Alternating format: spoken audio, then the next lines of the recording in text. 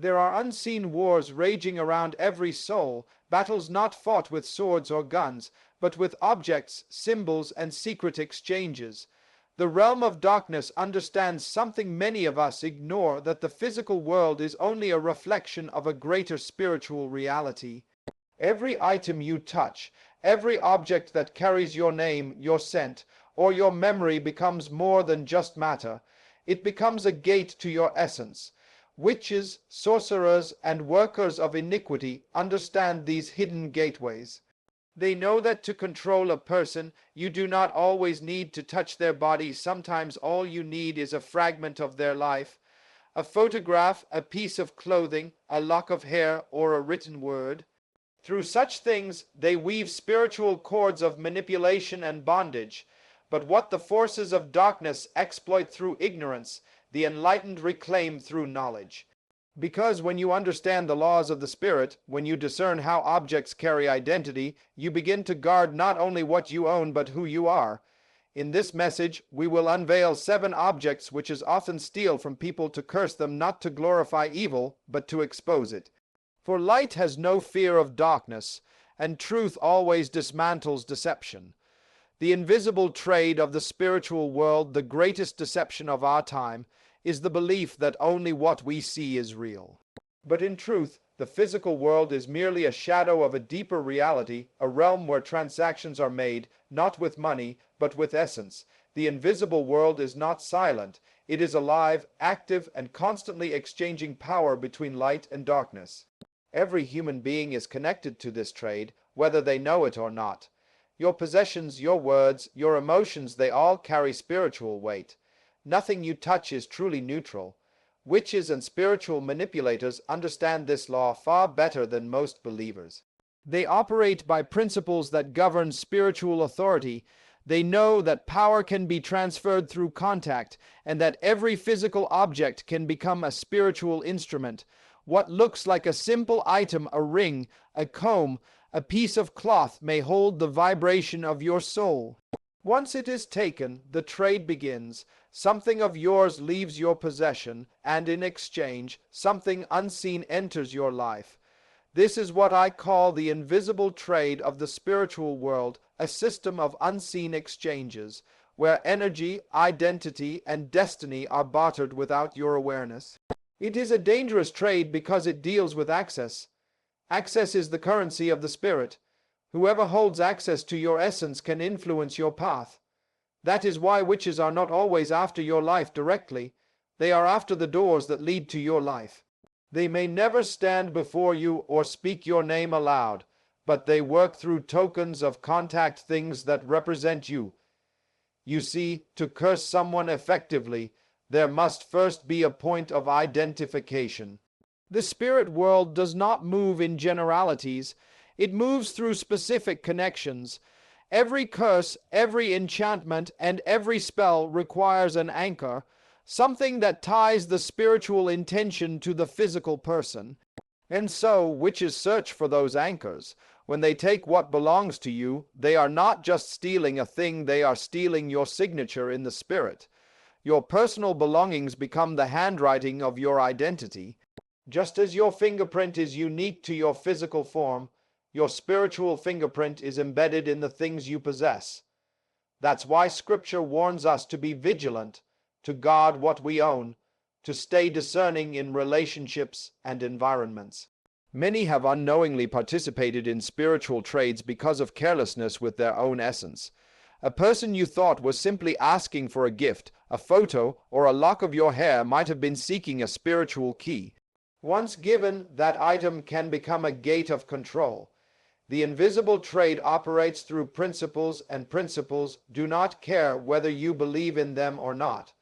Fire burns the same way whether you acknowledge its heat or deny its existence. Likewise, spiritual laws work whether you are aware of them or ignorant of them. When witches exchange objects in secret rituals, they are conducting a transaction in the unseen marketplace of power. They deposit the item as a token and withdraw influence in return. This is how manipulation, sickness, confusion, or delay can enter a person's life without physical contact. It is a theft that happens silently, yet its effects are loud. You begin to lose peace for no reason. You experience strange resistance, mental fog, emotional heaviness, or financial drought. What has happened? A spiritual trade has taken place, something of yours has been taken, and something foreign has been planted in its place. But here is the truth. No one can trade what you guard. Authority is not lost through attack. It is lost through ignorance. When you understand that everything around you carries your spiritual DNA, you begin to handle life differently. You become intentional with what you give, what you share, and who you allow to access your environment. The spiritual man does not walk carelessly because he knows the laws that govern power. He cleanses his space, he blesses what belongs to him, and he dedicates his possessions to light. Once something is consecrated, it becomes untouchable to darkness. The invisible trade loses its grip when you begin to claim ownership through spiritual awareness. There are people whose progress has been delayed, not because of sin or failure, but because someone somewhere took a symbol of their destiny and used it as an altar of exchange. It could be a stolen photo used in a ritual. It could be a piece of jewelry buried in the ground. It could even be a written name placed under a candle. These are not superstitions, they are spiritual technologies used by the ignorant to manipulate those who do not understand the realm they live in. You cannot fight spiritual laws with logic. You fight them with revelation. Revelation exposes what reason cannot explain. This is why understanding the invisible trade is essential. Once you discern that the spirit realm functions through exchange, you stop living passively. You begin to reclaim authority over everything connected to you. You cleanse your name in prayer. You call back what has been taken. You destroy every unauthorized altar that has been built using your essence. Because until you confront what was traded, you cannot recover what was lost. Every believer must learn to speak restoration into the unseen. You must declare, whatever was stolen from me, whether known or unknown, I reclaim it now.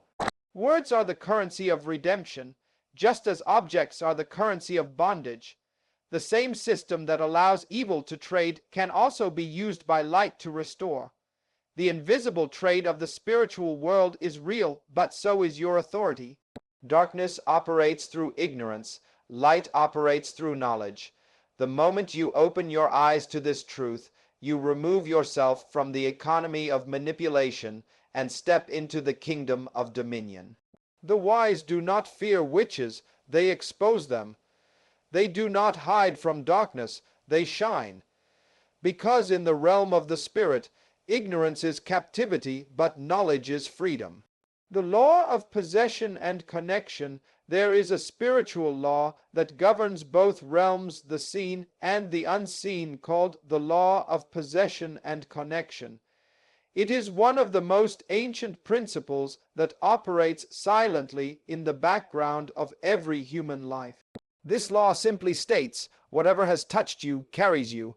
Whatever has absorbed your energy, your emotion, or your essence becomes an extension of your being.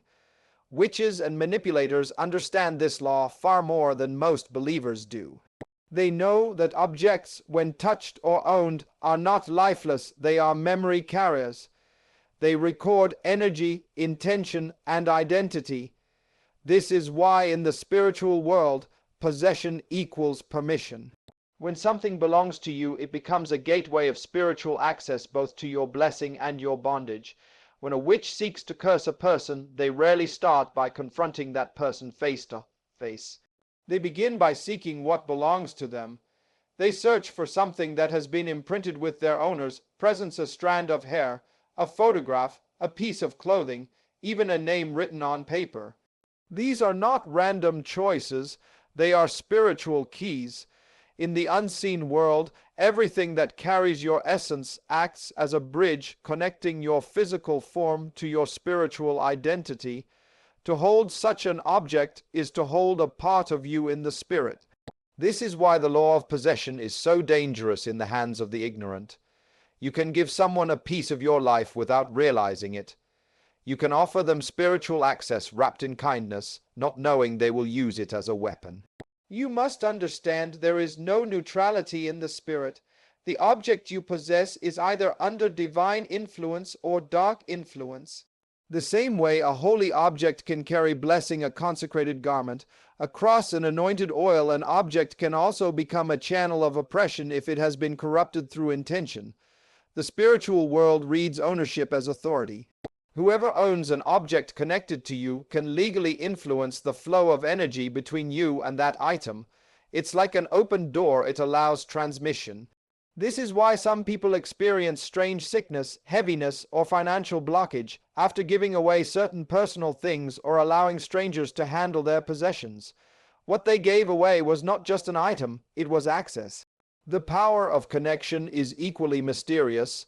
Connection operates through touch, memory, and association. If possession gives access, connection gives continuity. For example, when someone takes your photograph, that image becomes a connection point. Even if you move to another country, that connection remains active in the unseen. That is why dark practitioners use such items not because the object itself is powerful, but because it is connected to a living soul. The spirit world operates through laws of similarity and representation. If the object represents you, then what is done to the object can affect you unless you are spiritually protected. This is why discernment is not optional, it is survival. You must discern not only people's words, but their motives when they request something personal from you. When someone insists on taking what is connected to you, your photograph, your handwriting, or your used items, ask yourself why. Because in the law of possession, there is no harmless exchange. Every transfer carries energy. Every gift is a covenant. Every shared object is a shared gate. Spiritual manipulation thrives where ignorance reigns. Many have been cursed not because of sin, but because of carelessness. They handed the keys of their essence to the wrong hands. But there is also another side to this law, the side of power and redemption.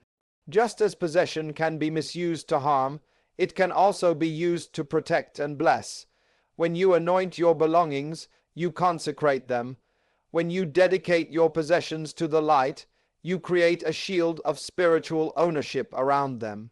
You are saying to every dark power, this belongs to the light, hands off. The law of possession can work for you when you intentionally align it with truth. Every believer must learn to activate ownership in the spirit through prayer and proclamation. You must declare daily, everything connected to me, everything bearing my name or image is sealed in divine light and covered by protection. That declaration reclaims dominion in the realm of possession. When witches handle your items to cast spells, they exploit your absence of awareness. They depend on you not knowing your authority, but the moment you awaken to this truth, their access is revoked. The law of possession cannot overpower divine ownership. Whatever is consecrated cannot be manipulated. When your spirit takes ownership through revelation, the enemy loses permission. This is why you must not only pray for your life, but also for what belongs to you, your home, your clothes, your photos, your name, your creative works. Speak over them, bless them, declare that no dark hand can use them as a point of entry. The spiritual world honors ownership by authority. When light claims something, darkness must release it. There is another depth to this law, emotional possession. Sometimes witches don't even need a physical item, they use emotional connection. If they can make you emotionally dependent, they can spiritually access your energy. Emotions create invisible threads of attachment. That's why relationships matter. Who you share your energy with determines who can influence your atmosphere. Guard your emotions as carefully as you guard your belongings, because both are doorways into your spiritual territory. The law of possession and connection is not meant to produce fear but awareness. The purpose of revelation is not panic, it is power. When you understand how ownership works, you stop living carelessly. You learn that every act of giving must be guided by discernment, every shared space must be guarded by prayer, and every object connected to you must be covered by authority. You no longer move as a victim of unseen trades. You move as a master of spiritual law. So remember this: what you possess is what you authorize. What you give is what you release. The wise never hand their essence to just anyone. They consecrate their belongings, guard their connections, and walk with understanding. Because once you know the law of possession and connection, you stop being afraid of what witches can take and start walking in the power of what they can never touch again. The curse through agreement in the realm of the spirit. Nothing happens without permission. No curse, no spell, no demonic influence can gain power over a person unless some form of agreement, spoken or unspoken, conscious or unconscious, has taken place. This is the spiritual law of agreement. It governs both the kingdom of light and the kingdom of darkness. Everything that manifests in the natural begins with consent in the spiritual. When witches or dark practitioners seek to curse someone, they cannot simply impose that curse by will. They must first find a doorway, a point of agreement. It could be fear, ignorance, bitterness, or even curiosity. Agreement is the currency that authorizes spiritual activity. Just as heaven needs faith to operate, hell needs fear to function. One invites the flow of light, the other opens the door to darkness. The reason many people find themselves trapped under invisible chains is not because the power of darkness is greater, but because they have unknowingly agreed to its access. Agreement does not always come in the form of words. Sometimes it comes through neglect, ignorance, or emotional vulnerability. When you ignore your spiritual responsibilities, you silently allow others to act on your behalf. Silence in the spiritual realm is not neutrality, it is consent. This is why ignorance is not innocence, ignorance is permission. Witches thrive on the ignorance of their targets. They depend on your lack of awareness to establish their influence. The moment you fail to discern the laws that govern spiritual access, you become vulnerable to unauthorized agreements made in your name. In spiritual warfare, every object that represents you becomes a potential tool of agreement. When witches steal something that carries your essence, a photograph, a strand of hair, a piece of clothing, they are not only seeking contact, they are seeking consent. How does this work? When an object is taken without your awareness, the enemy uses your ignorance as a silent yes. You may not have spoken it, but you have not resisted it either. The absence of resistance becomes a form of agreement. That is why awareness and spiritual authority are so vital. When you know who you are, you learn to spiritually say no without even speaking. Your very presence becomes a wall of resistance. But here's the mystery: agreement is not always about what someone does to you. Sometimes it's about what you accept within you. When you accept negative words, fear, guilt, or shame, you are agreeing with the voice that spoke them. Words carry spiritual weight, and your heart is the courtroom where those words are judged. If you let them enter unchallenged, they gain legal right to operate. That's why a curse often starts as a suggestion: you'll never succeed, you're cursed, you'll always struggle. The moment you believe it, you've entered into covenant with it. Agreement gives the curse permission to manifest. Many people do not realize that spiritual warfare is not fought with physical weapons, but with agreements of belief. The spirit world responds to what you align your faith with. When you agree with darkness, you empower it. When you agree with truth, you destroy it. The greatest battles are fought not in rituals, but in the realm of thoughts. Witches know that if they can get you to believe in their power, you've already made the first agreement. Fear becomes the open door, and their words become law in your life. The enemy cannot curse you beyond the limits of your agreement. Every curse is built upon a foundation of belief. But how do these agreements form? Sometimes they are inherited. A family line may unknowingly carry the weight of ancestral agreements, covenants made by forefathers through idolatry, witchcraft, or false worship. These are generational contracts that pass from one bloodline to another until someone rises in revelation to break them. You may never have personally agreed to a curse, but if someone before you signed your name spiritually through bloodline connection, that agreement still speaks until it is revoked. This is why spiritual authority is so vital. You must know how to renounce what you did not consent to. What was spoken by others can be broken by you. Revelation cancels ancient agreements, witches also exploit emotional agreements. When you harbor unforgiveness, anger, jealousy, or hatred, you unknowingly align yourself with the very spirit you despise. Darkness operates through emotional resonance. If a curse is spoken against you, it searches for something within you that agrees with it. If you carry bitterness, the curse finds a resting place. But when your heart is clean, curses return empty. This is why guarding your heart is not just emotional wisdom, it is spiritual warfare. A pure heart cannot host darkness. The enemy may throw his darts, but they will find no place to land. Every curse requires an altar, a spiritual platform of agreement. An altar can be physical or invisible, but its power lies in consent. When a witch uses your object in a ritual, they are attempting to build an altar with your identity on it. But here is the truth. An altar only functions if it receives recognition. If you refuse to recognize its authority, it collapses. Light does not negotiate with darkness, it displaces it.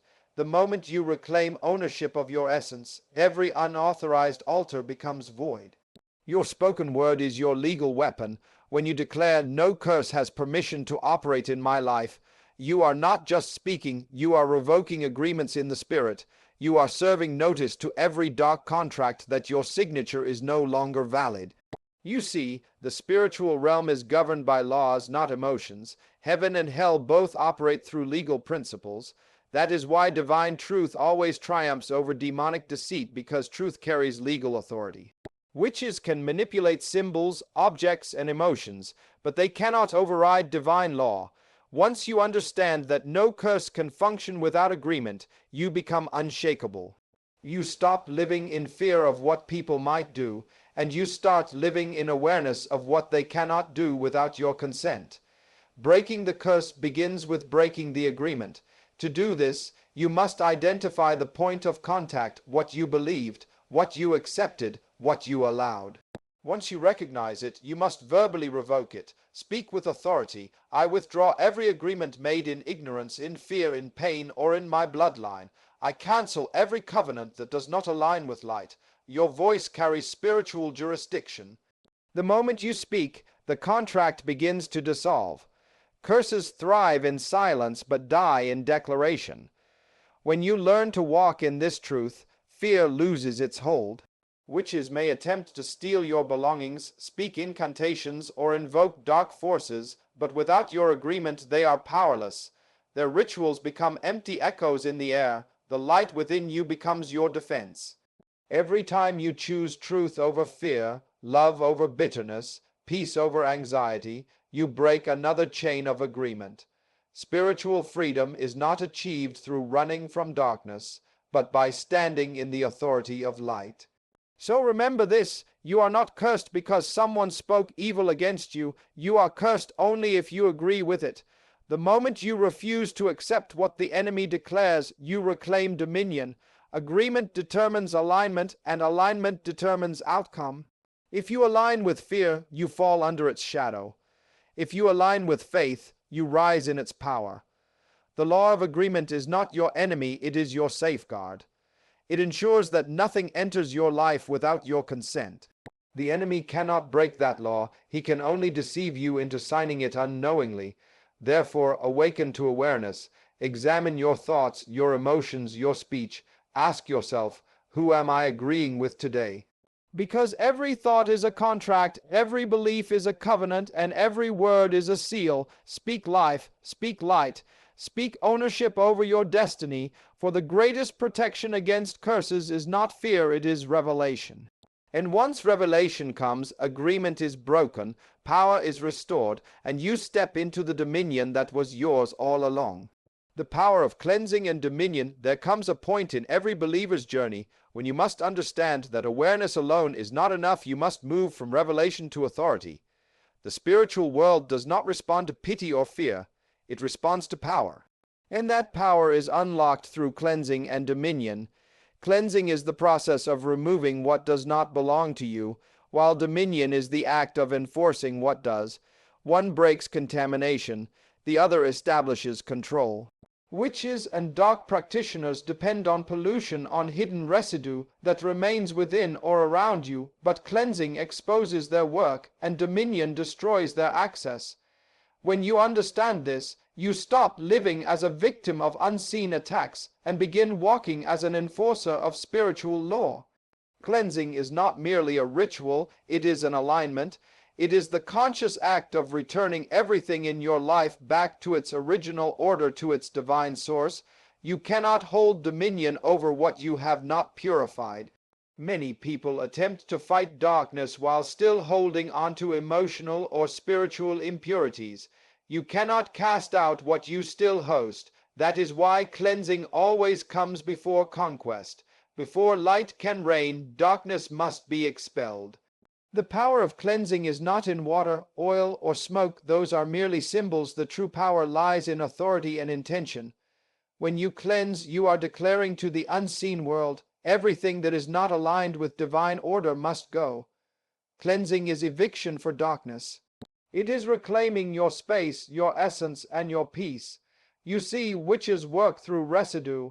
They look for unguarded energy, anger, fear, guilt, unforgiveness, because these act as spiritual stains that weaken your protection.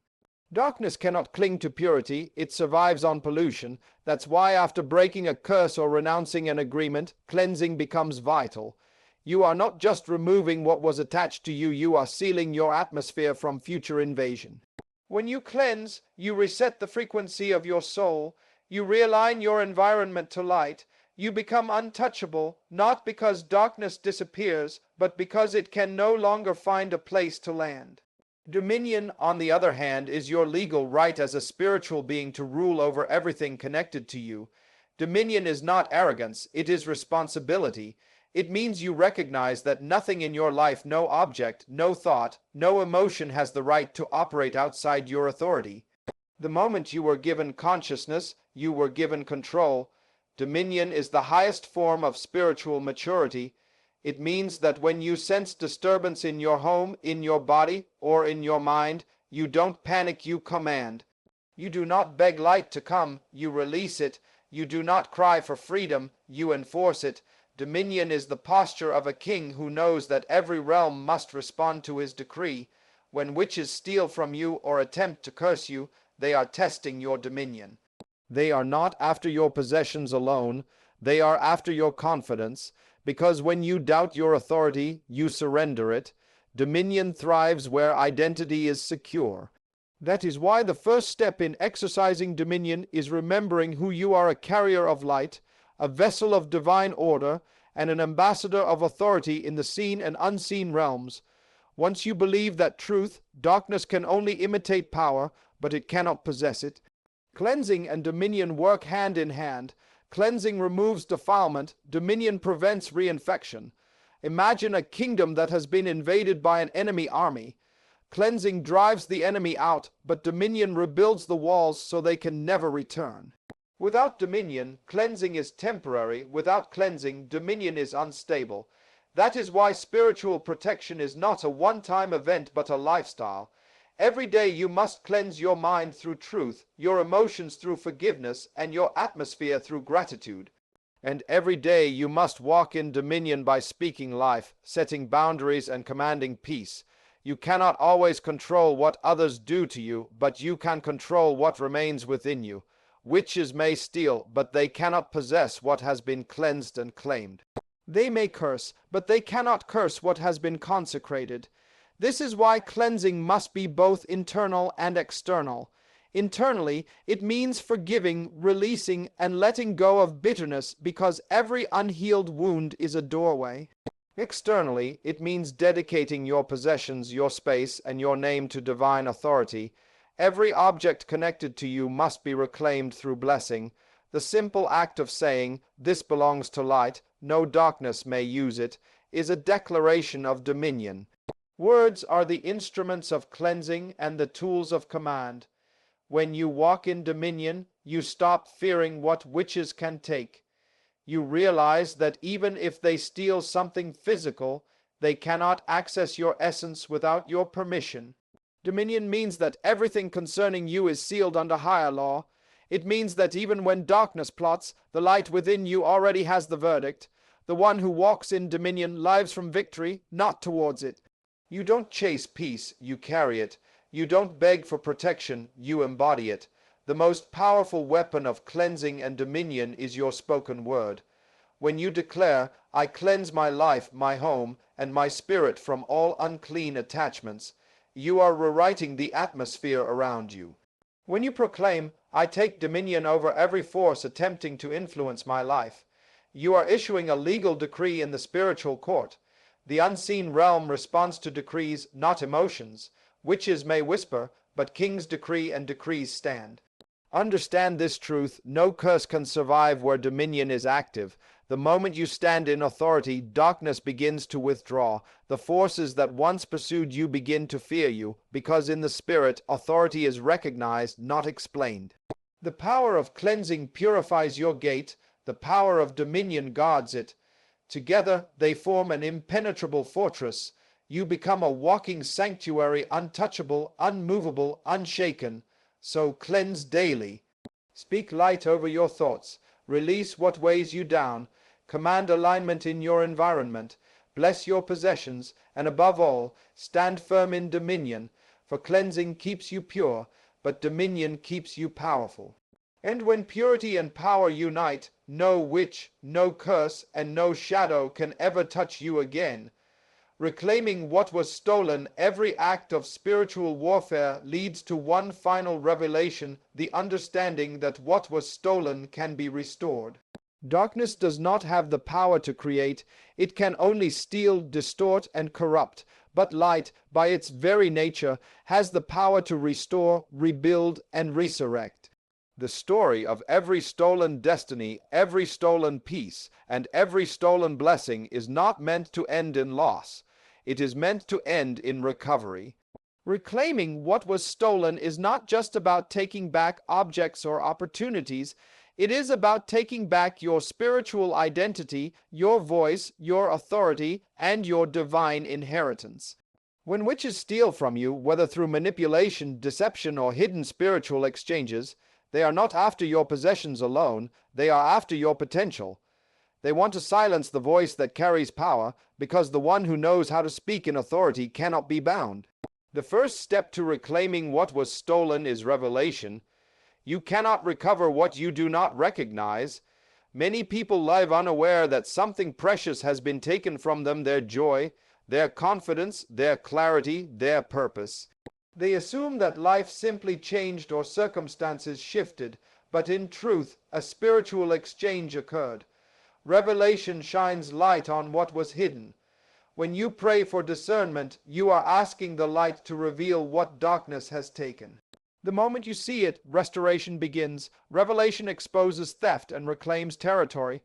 What witches steal in secrecy, revelation brings back into visibility. The second step is renunciation. Once you realize what was stolen, you must close the door that allowed it to happen.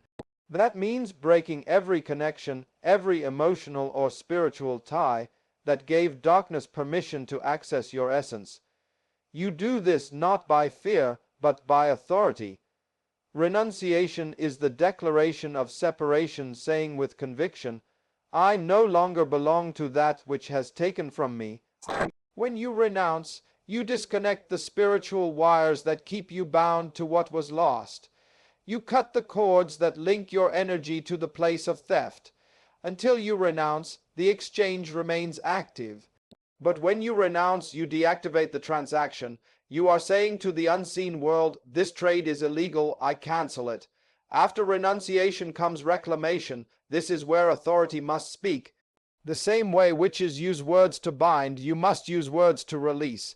Reclamation is not begging for restoration, it is commanding it. It is speaking with the confidence of ownership. You stand in your spiritual court and declare, whatever was taken from me, my peace, my opportunities, my favor, my health, my relationships, I reclaim them now. When you speak those words with faith and revelation, the unseen realm responds. Angels move, energy shifts, and divine order is restored.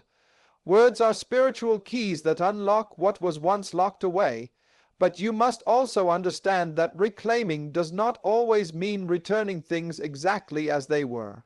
Sometimes restoration comes in a new form, stronger, wiser, and multiplied. When you reclaim something in the spirit, you are not just taking back what was lost. You are taking back the time, the opportunities, and the strength that were stolen with it. Light does not just return what was taken, it redeems it. This is why those who have gone through spiritual battles often come out with deeper wisdom and greater authority. They do not just regain what they lost, they inherit what they could not have received without the battle. Every loss becomes the seed of increase when it is reclaimed in light. Reclaiming what was stolen also requires forgiveness. This may seem difficult, but forgiveness is not weakness, it is release. As long as you hold resentment toward those who wronged you, you remain connected to the place of your pain. Forgiveness severs that connection. It is not saying, "What they did was right," but declaring, "What they did no longer controls me." You cannot reclaim from a position of bitterness. Bitterness binds you to the past. Forgiveness frees you for restoration. When you forgive, you cut off the emotional chains that give witches and manipulators power over your energy. Forgiveness is the spiritual detox that prepares you for renewal. The next stage of reclaiming is rebuilding. Once you have retrieved what was lost, you must establish new boundaries to ensure it cannot be stolen again. This is where dominion and discipline merge. You rebuild your spiritual walls through prayer, gratitude, and consistency. You cleanse your atmosphere regularly and guard your thoughts intentionally. You stop oversharing your dreams, your emotions, and your possessions with those who do not understand or value them. You learn that silence is protection, that discernment is wisdom, and that every blessing must be guarded. Rebuilding is not fear, it is strategy. It means you now live with awareness. Reclaiming also involves reassignment, placing what was once stolen back into divine service. When you recover your peace, use it to bring peace to others. When you regain your voice, speak truth. When you reclaim your creativity or purpose, use it to serve light. What was once stolen now becomes sanctified. The very thing the enemy tried to use against you becomes your weapon of victory. Your story becomes your sermon. Your pain becomes your prophecy. This is how divine justice manifests through transformation. When witches steal, they intend to destroy, but when light restores, it turns loss into legacy. Another powerful element of reclamation is declaration. Words, when spoken in revelation, are weapons. Declare daily that everything connected to you, your name, your home, your work, your possessions, is sealed under divine light. Say, "Nothing stolen from me remains in the hands of darkness. I take back all that belongs to me in full." These declarations are not just affirmations, they are legal decrees in the spiritual court. The unseen world responds to authority, not emotion. When you speak from revelation, your words travel like fire through the spirit, dismantling altars and calling your blessings back to their rightful owner. Finally, to reclaim what was stolen, you must live in gratitude. Gratitude seals restoration.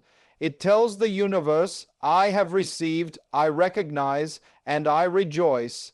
Gratitude shifts your energy from victimhood to victory. It aligns your heart with abundance, not lack. When you live thankful, you create a spiritual frequency that attracts restoration. Gratitude is proof that you trust divine justice. It is the sound of recovery turned into worship. Reclaiming what was stolen is not a one-time event, it is a continuous state of being. It means you live aware, clean, and confident that no force of darkness can permanently take what was meant for you. You begin to understand that everything the enemy steals, light can restore. Everything broken can be rebuilt. Everything lost can be reborn. You stop living in regret and start living in revelation.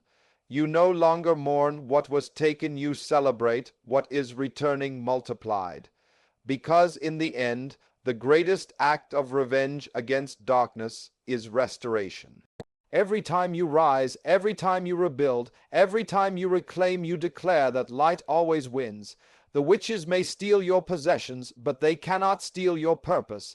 They may curse your name, but they cannot curse your destiny. What is yours carries your spiritual signature, and once you awaken to your authority, no one can own it but you. So stand tall, reclaim your joy, reclaim your peace, reclaim your time, your identity, your destiny. Speak to the unseen and command it to return everything that bears your essence. And remember, when light demands what belongs to it, darkness has no choice but to release it. Restoration is not a miracle, it is justice. And justice always answers the voice of dominion.